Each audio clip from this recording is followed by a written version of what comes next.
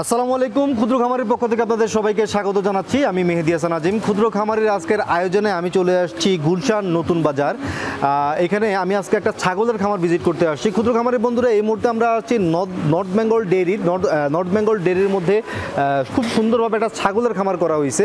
আপনারা অনেকেই অনেক দিন যাবৎ কমেন্টে প্রশ্ন করে থাকেন বা কমেন্টে আপনারা রিকোয়েস্ট করে থাকেন যে আজিম ভাই, আপনি অনেক দিন যাবৎ ছাগল নিয়ে কোনো ডকুমেন্টারি করতেছেন না। ক্ষুদ্র খামারের দর্শক, আজকে এই ছাগল নিয়ে প্রতিবেদন করার জন্য মূলত আমরা চলে আসছি নর্থ বেঙ্গল ডেয়ারিতে। দেখতে পাচ্ছেন আমার পেছনে আছে নর্থ বেঙ্গল ডেয়ারির স্বত্বাধিকারী আমাদের মুকবুল ভাইয়ের সাথে ছাগল লালন পালন নিয়ে আজকে কথা হবে। আসসালামু আলাইকুম মুকবুল ভাই, কেমন আছেন? ভালো আছি আলহামদুলিল্লাহ।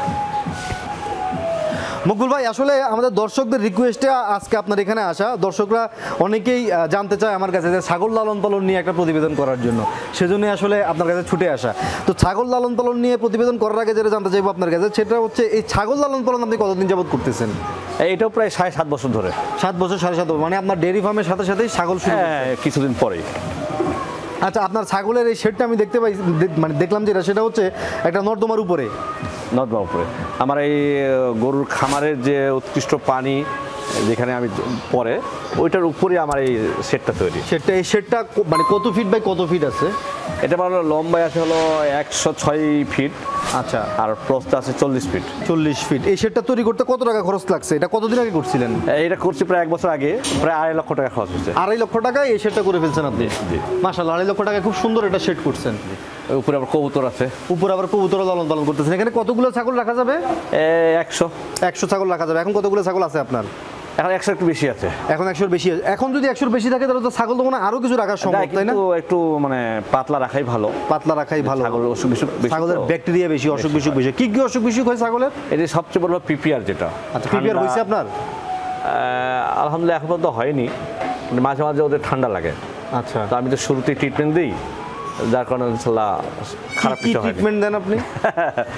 আমি সাধারণত পিপিআর ঠান্ডার জন্য আমি সাধারণত ট্রাইজন ভেট দিয়ে থাকি ইনজেকশন। কতদিন পর দেন? কত সিসি করে দেন? এটা আমি 0.25 সিসি দিই, মানে 0.25। 1 গ্রামকে আমি চারটাতে দিই। 1 গ্রাম 1 গ্রাম আপনি 4টা ছাগলকে দিই আমি 24 ঘন্টা পর। 24 ঘন্টা পর। কতদিন দেন এটা? এটা 5 দিন দেওয়া দিই, 3 থেকে 5 দিন। কতদিন পর এমনিতেই মনে করেন যে 3 মাস পর? এটা যদি ওই পিপিআর এর কোনো পূর্ব লক্ষণ পেয়ে মানে যদি গরু ঠান্ডা দেখেন, আপনি সর্দি দেখতে পান তখন, সঙ্গে পাতলা পায়খানা, তখন শুরুতে এটা দিলে বেশি দূরে যায় না। আচ্ছা, এটা কিন্তু অনেক গোপন একটা টিপ শেয়ার করলেন, এটা কিন্তু অনেকেই জানে না। অনেকে মনে করে যে পাতলা পায়খানা হচ্ছে অনেক কিছু খাওয়ায়, না। যখনই আপনি দেখবেন ওর নাকে পানি আসতেছে, পায়খানাটা নরম হয়ে গেছে, তখনই আপনাকে ধরে নিতে হবে যে পিপিআর এর লক্ষণ। আচ্ছা। আর পিপিআর এর খুব ছাগলের জন্য ডেঞ্জারাস। এটা যদি আপনি 2-3 দিন কোনো ট্রিটমেন্ট না দেন, তো মৃত্যু ছাড়া কোনো কাজ। এই ট্রিটমেন্টটা কি আপনি নিজে থেকে দেওয়া শুরু করছেন নাকি কোনো ডাক্তারের পরামর্শ? এটা আমি প্রথমত ডাক্তারের পরামর্শ নিয়ে করছিলাম। যখন দেখলাম যে এটা ফল হচ্ছে, তাহলে নিজেই করি। আচ্ছা, আপনার এখানে কি কি জাতের ছাগল আছে? এখানে আসলে সবকিছু ব্ল্যাক বেঙ্গলে, একটা ততাপুরি আছে যেটা আমি একটা রাখছি গবেষণার জন্য, যে আসলে ব্ল্যাক বেঙ্গল ভালো নাকি ততাপুরি ভালো। আচ্ছা, আমার এখানে ম্যাক্সিমাম সবকিছুই ব্ল্যাক বেঙ্গল। তো ব্ল্যাক বেঙ্গলের মধ্যেই কিছু ক্রস বেশি দেখতে পাচ্ছি আমি। তো আপনার কাছে এখন ব্ল্যাক বেঙ্গল আছে, ক্রস আছে, তোতাপুরি আছে, কোনটাতে রেজাল্ট ভালো, কোনটা লাভবান হওয়া সম্ভব? আমার মনে হয় ক্রসটাই সবচেয়ে ভালো।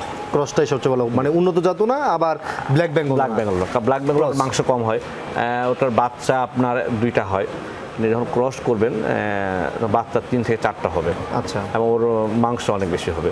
যেমন ক্রস এই খাসিটার আপনার এখন ওজন হচ্ছে 46 কেজি। এটার ওজন এখন 46 কেজি আছে। 46 কেজি আছে, মানে হচ্ছে প্রায় আপনি 30 কেজি। আর সরি, অলরেডি বিক্রি হয়ে গেছে। কত টাকা বিক্রি হয়েছে এটা? এটা ওই যে 650 টাকা পার কেজি। 650 টাকা পার কেজি বিক্রি হয়েছে এটা। মাশাআল্লাহ, খুব সুন্দর। এটা ব্ল্যাক বেঙ্গল এত ওজন হতো না, এত মাংস হতো না, এত বড় হতো না।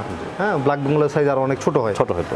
আচ্ছা, এখানে আমি দেখতে পাচ্ছি এখন এটা ক্রস হলো, কিন্তু ব্ল্যাক বেঙ্গলের সব বৈশিষ্ট্য তার মাঝে আছে। দেখেন, সে হয়তো তার একটু কানগুলো বড় আর সাইজ একটু বড় হইছে, আর শিংগুলো হরিয়ানার মতো। হ্যাঁ, দানাদার খাদ্য খাচ্ছে এখন। দানাদার খাদ্য তাহলে এখানে কি কি আছে দেখতে পাচ্ছি?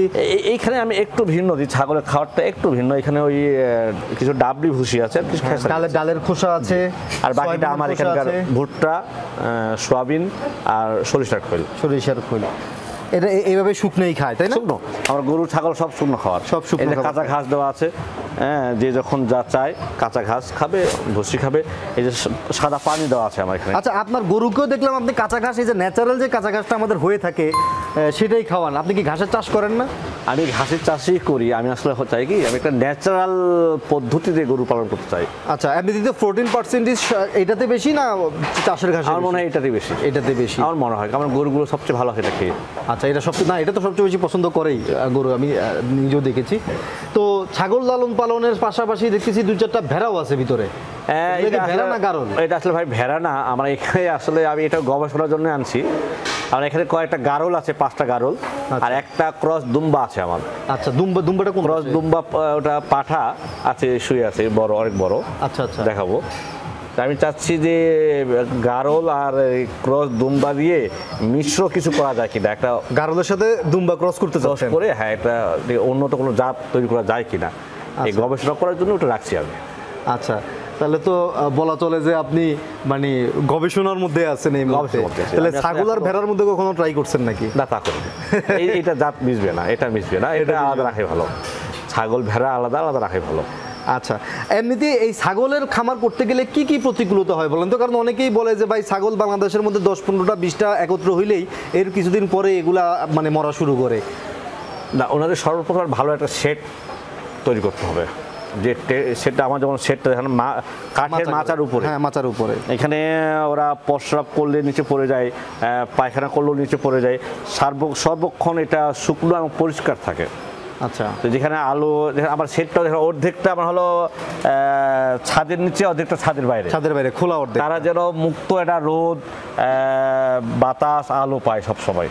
আচ্ছা, তো এই মুক্ত হাওয়া, মুক্ত বাতাস, মুক্ত আবহাওয়া যদি রাখা যায় পরিষ্কার পরিচ্ছন্ন পরিবেশে, তাহলে অসুখ বিসুখ কম হয়। আচ্ছা, আরেকটা বিষয় হচ্ছে এই ছাগল লালন পালন নিয়ে সবচেয়ে প্রতিকূল অবস্থা যেটা তৈরি হয় সেটা হচ্ছে দুর্গন্ধ হয়। প্রতিবেশী বা এলাকাবাসী বা আশেপাশের বাড়িঘরের মানুষ ছাগল খামার করতে দেয় না, কারণ অনেক বেশি গন্ধ হয়। কিন্তু আপনার খামারে গন্ধ পাই নাই আমি। এটা পরিষ্কার করতে হবে আপনাকে, পরিষ্কার মাথায় রাখতে হবে। এই অপরিচ্ছন্ন তো শুধু লোকের ডিস্টার্ব না, আপনার ছাগলের অসুখ বিসুখ দাঁড়াবে।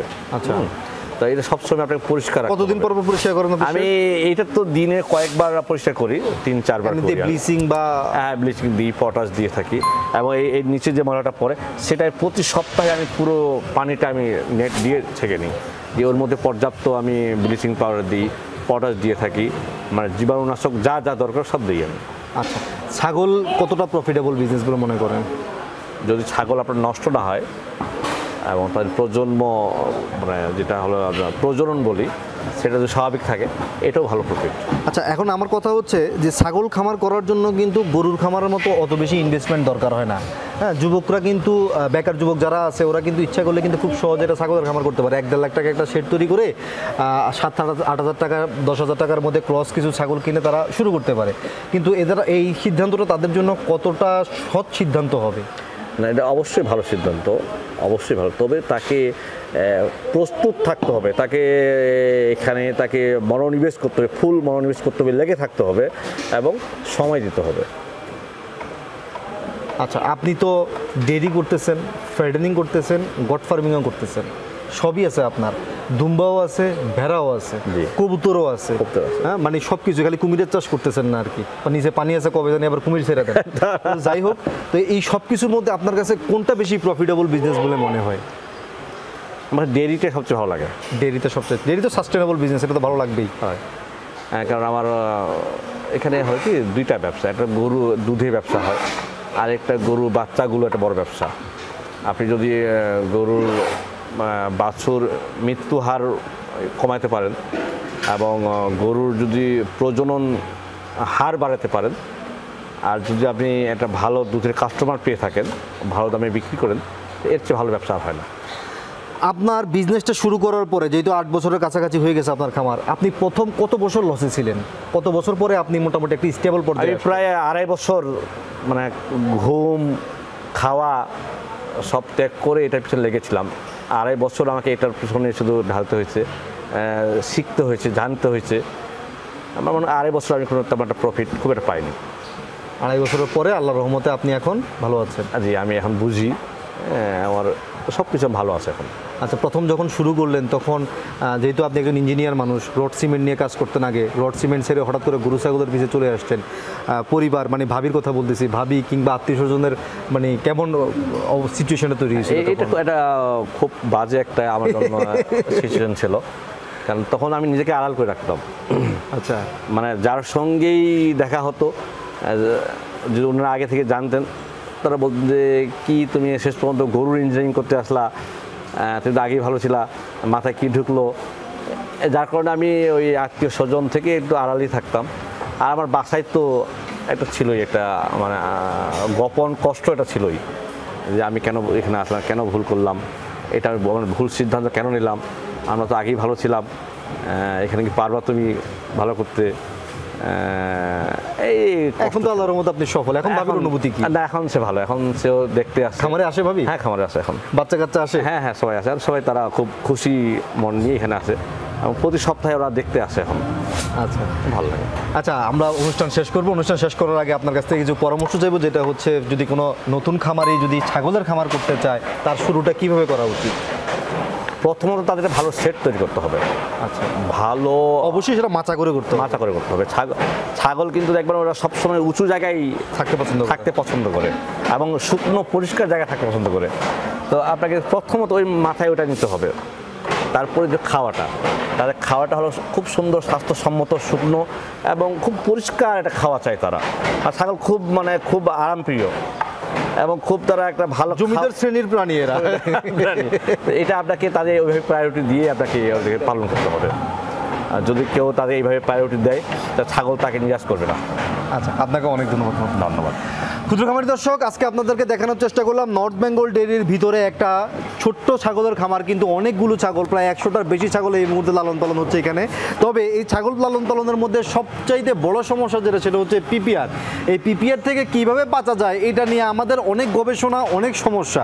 যাই হোক, আজকে এই পিপিআর থেকে কিভাবে রক্ষা পেতে পারেন এই বিষয়ে মকবুল ভাই খুব সুন্দর একটা সুস্পষ্ট ধারণা দিয়েছে। আশা করি আপনারা নিজেরাও এই টেকনিকটা আপনাদের খামারে অ্যাপ্লাই করলে আপনারা সুফল ভোগ করবেন। তবে অবশ্যই সেইটা অ্যাপ্লাই করার আগে আপনার নিকটস্থ প্রাণী সম্পদ ডাক্তারের সাথে পরামর্শ করেই অ্যাপ্লাই করবেন।